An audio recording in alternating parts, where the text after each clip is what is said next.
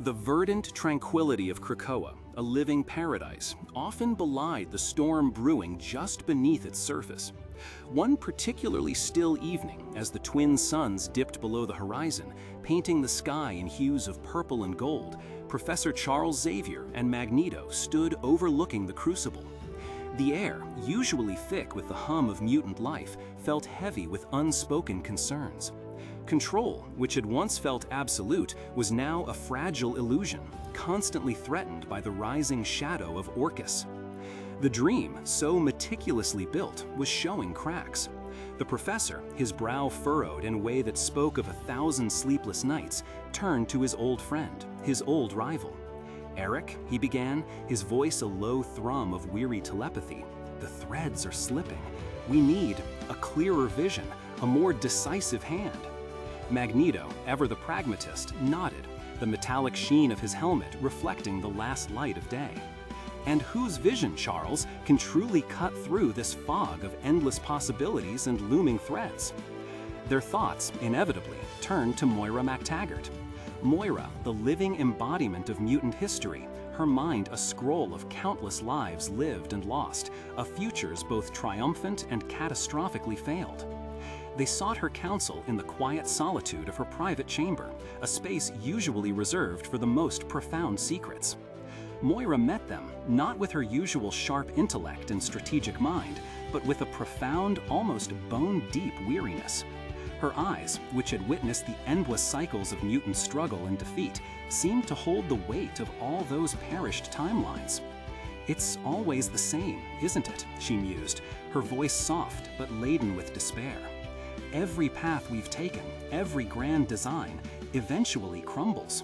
Mutant kind finds a way to lose, or to be lost." Her counsel, when it finally came, was stark.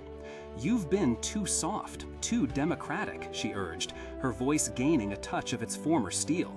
"The quiet council needs to be brought to heel. Reassert your control, Charles, Eric. Remind them who guides this nation. If we are to survive this iteration, this life, we cannot afford dissent nor illusion." She believed the only way forward was through absolute, unwavering leadership, even if it meant sacrificing the very ideals of freedom and choice Krakoa was founded upon. The professor and Magneto listened, the words sinking in, resonating with the growing urgency they felt. This pivotal conversation led to a strategic yet ultimately perilous decision. The trio, now forming an undeclared cabal, recognized the need for an ally of immense power and influence, someone who could navigate the intricate political landscape of the Quiet Council with unwavering resolve. Their gaze fell upon Emma Frost, the White Queen, a telepath of formidable power, a shrewd businesswoman, a former villain, and now a vital member of Krakoa's leadership.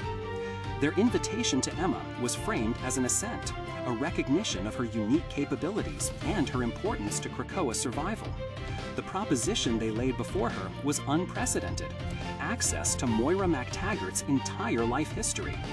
They would allow her, a telepath of unparalleled skill, to delve into Moira's mind, to witness the tapestry of endless failures, the countless deaths, the inexorable march towards mutant annihilation in every single timeline. It was a calculated risk, a profound gesture meant to secure a powerful ally through shared, horrifying knowledge, binding her to their desperate cause. Emma, intrigued and ever the pragmatist, accepted. The moment of revelation was a maelstrom. As her mind intertwined with Moira's, she didn't just see fragments, she lived entire lifetimes. She witnessed mutant kind's glorious ascensions, followed by their inevitable brutal downfalls. The chilling efficiency of Orcus in various guises, extinguishing hope again and again. The sheer, overwhelming weight of this secret history, the constant failures, the sheer hopelessness Moira had carried for so long, crashed over Emma like a tidal wave. But amidst the horror, another, far more personal emotion began to simmer, then boiled over into a furious inferno. It wasn't just the dreadful future that ignited Emma's rage. It was the profound, audacious disrespect. The sheer audacity of Charles and Eric, two men she had sparred with, fought alongside, and now led with, to keep such a monumental secret from her, to treat her as an outsider, someone not worthy of this truth, until they needed her. She, Emma Frost, who had sacrificed so much, who had built empires, whose strategic mind was second to none, had been kept in the dark, manipulated, treated as a pawn in their elaborate multi-lifetime game. The fury that erupted from Emma Frost was not a tantrum. It was a cold, cutting storm of indignation and betrayal. The intended securing of a powerful ally instantly backfired. The Cabal, meant to be a bulwark against the coming storm, was fractured almost as soon as it was formed. New, dangerous tensions emerged at the very top of Krakoa's leadership. Emma Frost, now armed with the full devastating truth, was no longer just an ally. She was a force unto herself, deeply resentful and unwilling to simply fall in line. The move, designed to unify and strengthen, had instead sown the seeds of distrust and internal conflict at the most critical juncture of Krakoa's existence. This desperate gamble, this calculated reveal, highlights a profound truth about power, trust, and the consequences of keeping vital information from those who stand beside you.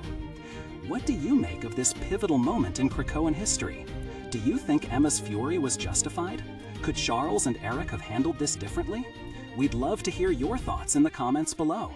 If you found this reflection thought-provoking, please consider liking this video and subscribing for more explorations into the rich tapestry of mutant-kind story.